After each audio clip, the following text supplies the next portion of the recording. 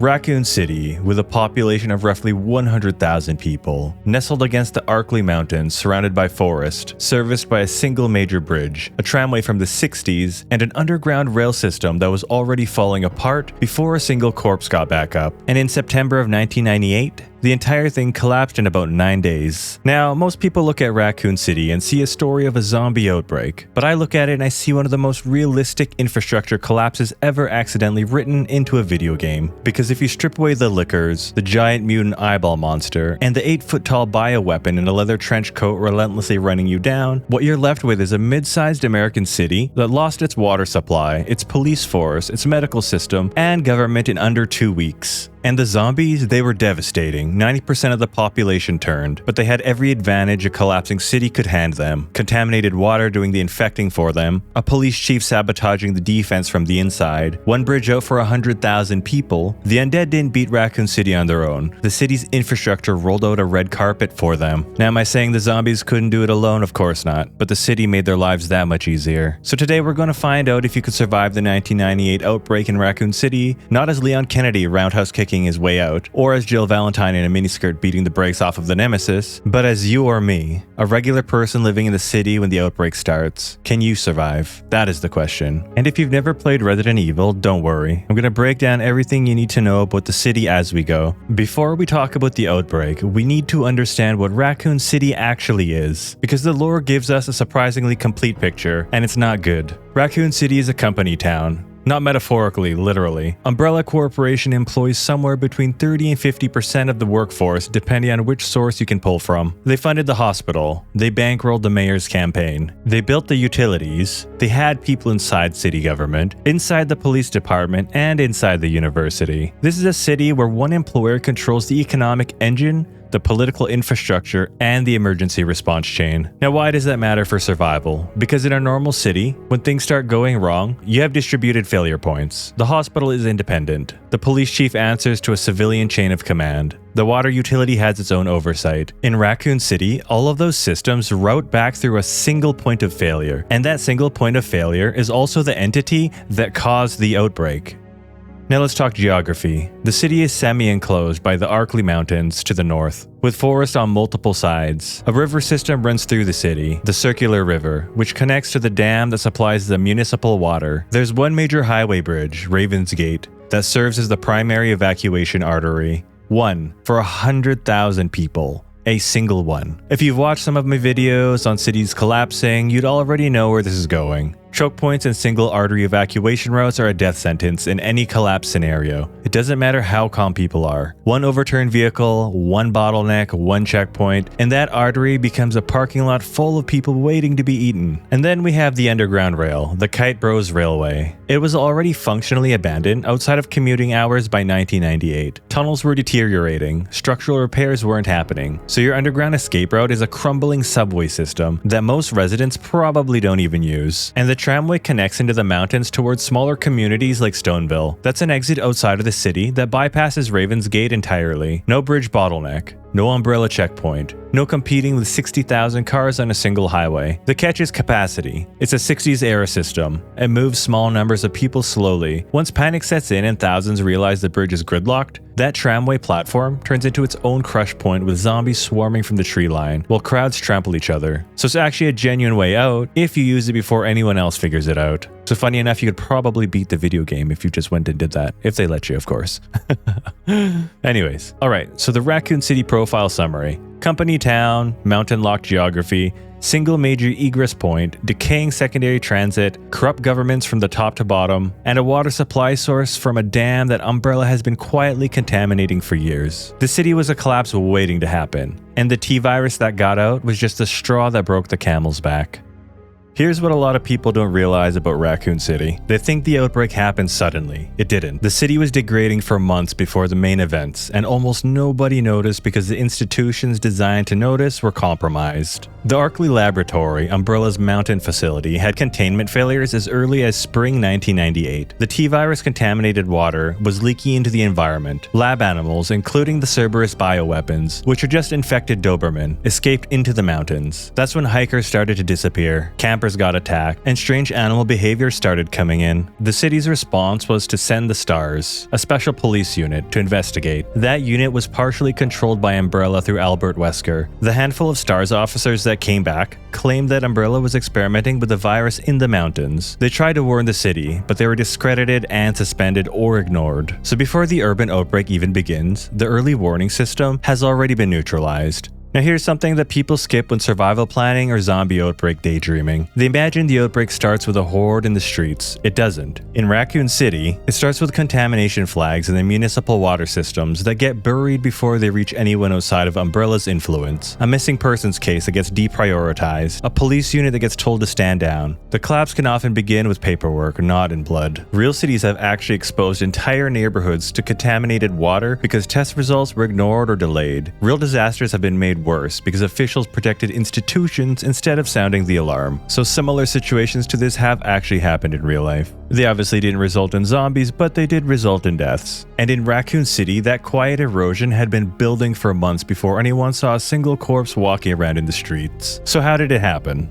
On September 22nd, Umbrella's own security team, the USS, raids the underground Nest lab to seize the G-Virus from William Birkin. They shoot him. During that chaos, T-Virus samples break and contaminate the sewer system. Rats carry the virus from the sewers into the city. Let that sit for a second. The primary infection vector for 100,000 people was rats in a sewer. Not a dramatic explosion releasing chemicals, not a cloud of gas coming from outer space. Rats, doing what rats do, moving through infrastructure that connects to every building, every street, and every water access point in the city. The virus enters the general population through contaminated water and direct rat contact. Infections begin accelerating, but at this point, most people don't know what's happening. They're getting sick, they're going to the hospital. The same hospital, built and funded by Umbrella, becomes a concentration point for infected individuals. This is where population density becomes the multiplier I'm always yapping about. 100,000 people in a mountain-ringed urban area with one major hospital. Sick people converge on a single facility. Healthcare workers get exposed. The hospital falls. Now you've lost your medical infrastructure and created a secondary outbreak epicenter simultaneously. By December 26th, the situation is visibly deteriorating. Police barricades go up. The RPD is trying to establish containment zones, but their chief, Brian Irons, is on Umbrella's payroll and is actively sabotaging the response. He scatters officers, breaks up coordinated defense positions, and hoards supplies. Let me say that again for the people in the back. The chief of police was deliberately undermining the emergency response during an active outbreak. So if things weren't bad enough, now we have a leadership problem causing issues, not just the zombies. The National Guard then deploys alongside remaining RPD officers to establish evacuation corridors. Some citizens get out in the early stages, but then the gates close. Raven's Gate Bridge gets a screening checkpoint, manned by Umbrella soldiers. Traffic in and out is halted. The city is sealed completely. If you're still inside Raccoon City when the bridge closes, your survival probability just dropped off a cliff. By the 28th of September, roughly 90% of the population is estimated to be infected. So if you did make it this far, your chances of survival have already taken a massive dump. The police station, which was the last major holdout, is being overrun. Power infrastructure is failing. Communications are degraded or severed. The water supply is thoroughly compromised. Sewage systems are backed up with no one to maintain them. This is the period where Resident Evil 2 and Resident Evil 3 take place. Leon and Claire arrive on the 29th of September and find a city that has already functionally ceased to exist. But Jill Valentine had already been fighting through it since the 28th of September. And then on October 1st, the US government launches a thermonuclear missile and wipes Raccoon City off the face of the earth. The total timeline from sewer contamination to nuclear sterilization was just 9 days.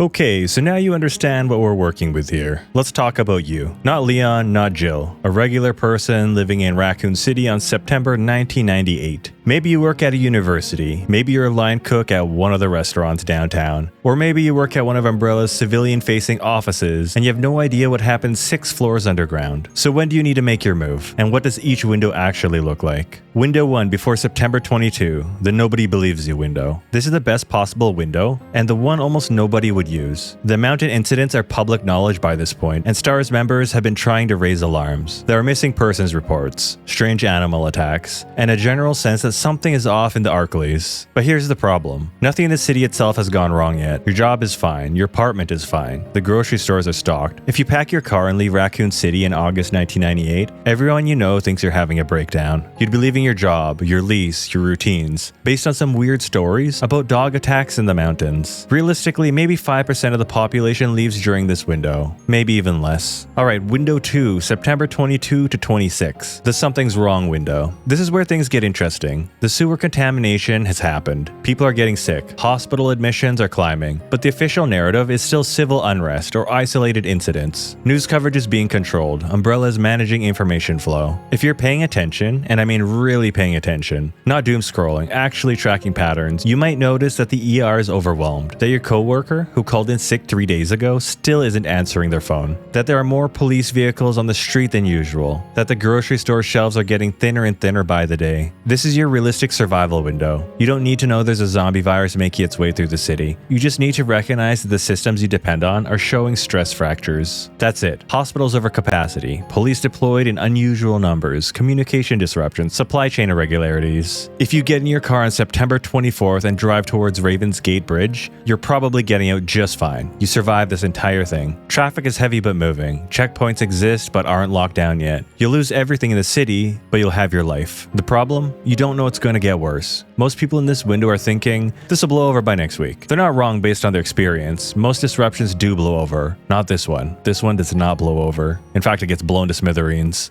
Okay, so window 3, September 26 to 28, the last chance window. Barricades are up. Police and National Guard are attempting organized evacuation. If you can get to an evacuation point, you might get out, but you're now competing with tens of thousands of other people who all waited this long too. This is the window where behavior kills more people than the virus. Panic buying, road rage, crowd crushing at checkpoints, people refusing to leave without belongings, families splitting up to retrieve pets or possessions. Every hour you spend not moving towards an exit is an hour the infected population is growing. And the kicker? Umbrella's screening checkpoint means even if you reach the bridge, you might get turned back if you show symptoms. Running a fever because you've been stressed or dehydrated for 3 days? Good luck explaining that to the guy with the thermal scanner and the automatic rifle. Okay, window 4, September 28 and beyond. You're in the red zone here. The city is sealed. The bridge is closed. You're locked in with a population that is 90% infected and rising. Power's intermittent. Water's contaminated. Medical care doesn't exist. Communication with the outside world is functionally gone. At this point, your survival strategy is no longer escape. It's don't die for the next 72 hours and hope someone comes. Spoiler alert, no one is coming. They're prepping a missile to drop on your head.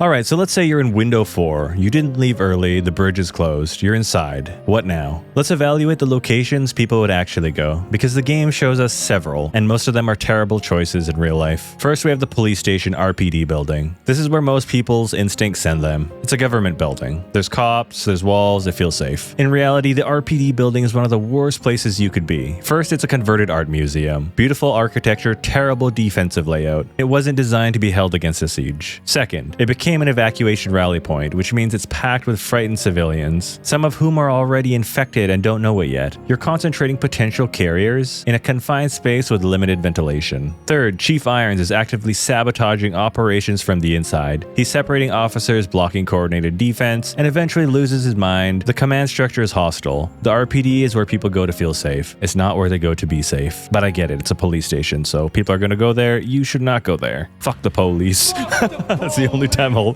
probably say that. Raccoon City General Hospital. This location gets a huge hell no from me. If you're a regular viewer, you already know how I feel about hospitals by now, but I'll still talk about it anyways. The hospital was overrun early. It was ground zero, flooded with patient overflow. The place where the first wave of symptomatic people showed up before anyone understood what was actually happening. This will be true for any outbreak scenario, but as far as Raccoon General Hospital specifically goes, the staff is dead or turned here already. Well, at least when Jill and Leon get to the city. And there's a literal bioweapons lab in the basement. This place is a hard pass. Do not go here. Hospitals are the worst place to be, Raccoon City or not. Just don't bother. Next up, we have Jack's Bar in the commercial district. Small buildings in the commercial district have some short advantages. They have limited entry points, stockpiled food and water, and they're not super obvious targets or panicked crowds. The first Resident Evil Outbreak game actually starts in Jack's bar, and the survivors there could potentially last for a while, specifically because it's a small defensible space with resources. The problem is duration. A bar maybe has a few days of food and water for a small group, no medical supplies, no long-term water sources, and you're in the middle of the urban zone, surrounded by the highest zombie density in the city. That said, in the game the bar actually falls pretty quick, but in a real-life scenario, depending on if you could board it up, you have the supplies to ride it out for a while.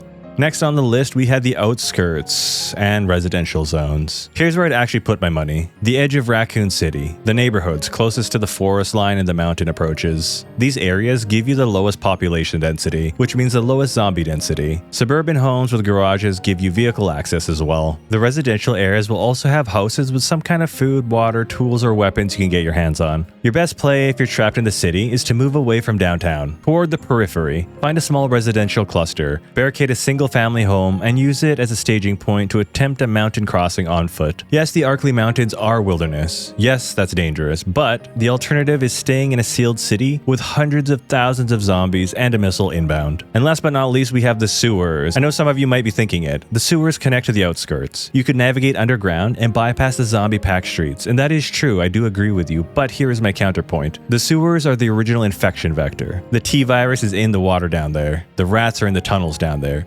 Giant mutated creatures are in the tunnels down there too. In a sense, the sewers are basically where the outbreak was born. Going underground is going to the source. Hard pass. Alright, so here's what I want you to take away from this, because it's the same lesson some videos on this channel circle back to. Variable 1, when you decide to move. Not when you could move, when you decide to. The gap between those two things is where most people will die. In Raccoon City, the information was available days before the collapse. The mountain incidents were public. The hospital overcrowding was visible. The police deployments were obvious. None of that information required a security clearance. It required paying attention and being willing to act on incomplete data. Most people wait for certainty. In a collapse event, certainty arrives at the same time as the point of no return. Variable 2, your dependency on city infrastructure. If your water comes from the tap, you're dependent on the Raccoon City water system, the same one that's been contaminated with the T-virus. If your food comes from the grocery store, you're dependent on a supply chain that stopped functioning on the 26th. If your safety comes from calling 911, you're dependent on a police department that's been gutted from the inside. Every dependency on a centralized system is a vulnerability, whether or not you're caught in Raccoon City. The people who survive infrastructure collapse are the ones who have the fewest dependencies, or who can sever the dependencies the fastest. So that's a really big point. You need to keep that one in mind. That's why a lot of people like to go off grid, right? For that exact reason there. Alright, variable number 3, your social network, and not the online kind. In the Resident Evil Outbreak game, the survivors at Jay's bar are ordinary people, not elite soldiers. There was a police officer, a security guard, subway worker, surgeon, plumber, waitress, newspaper reporter, and a university student. What gets them through the first hours is their cooperation, shared information, and collective decisions. A lone survivor in Raccoon City is a dead survivor. You need a watch rotation. You need someone who can dress a wound while someone else keeps watch. You need someone who knows the neighborhood layout while someone else handles the barricade. Solo survival is a fantasy for the unprepared. Cooperative survival should be the baseline if you don't have the skills to go about it alone. Some people can do it, sure, but it's not for everyone. We're talking about the average person here when I say this. Okay, variable number 4, the nuke. Now here's the thing about the Raccoon City incident. Even if you do everything right, leave early enough, find defensible positions, maintain water discipline, avoid the infected, the US government still nukes the hell out of the city on October 1st. Nothing you do can change that. The sterilization order doesn't care about your barricade. It doesn't care if you find a great position in the suburbs with clear sightlines and a working generator. If you're inside the blast radius on October 1st, you're dead. Period. The only winning move is to not be there. Alright, now to answer the question you came here for, can you survive the Raccoon City zombie outbreak in real life as a regular person? If you leave before September 26th, before full lockdown, your survival odds are genuinely good, maybe 70 to 80%. The key indicators are all there for anyone willing to read them, so open your eyes and pay attention. Now if you're leaving during the evacuation window of the 26th through the 28th, your odds drop significantly, maybe 30 to 40%. You're competing with mass panic, checkpoint screening, possible infection exposure, your transit, and a closing window. Every hour you delay in this phase drops your probability further. If you're trapped inside after the 28th, your odds of surviving the nuke heading toward you on October 1st are maybe 10%, and your odds of surviving the nuke itself when it hits are near zero, unless you've already crossed the mountain line on foot. The average resident of Raccoon City, someone with a job, a routine, a normal level of awareness, and no special training, was dead the moment the bridge closed. And that is the lesson, folks. Raccoon City didn't fall purely because of the zombies. It fell because a single corporation controlled every critical system in that city. It fell because the water supply was a single point of failure, because the evacuation infrastructure couldn't handle the population. It fell because the early warnings were suppressed, because the people in charge were compromised. It fell because 100,000 people trusted the system to protect them, and the system was the thing that killed them in the end. The T-virus was the spark, the infrastructure was the fuel, and the people who survived were the ones who stopped trusting the infrastructure before everyone else did. And I know this was based on a video game, but you could draw parallels to this in real life. I know you can. Alright guys, if you made it this far, you already think differently than most people, and that's exactly why this channel exists. So if you liked the video, don't forget to give it some love, and I'll catch you in the next one. Actually, YouTube thinks you'll like this video. If you've already seen it, I've got a playlist of a lot more just like it.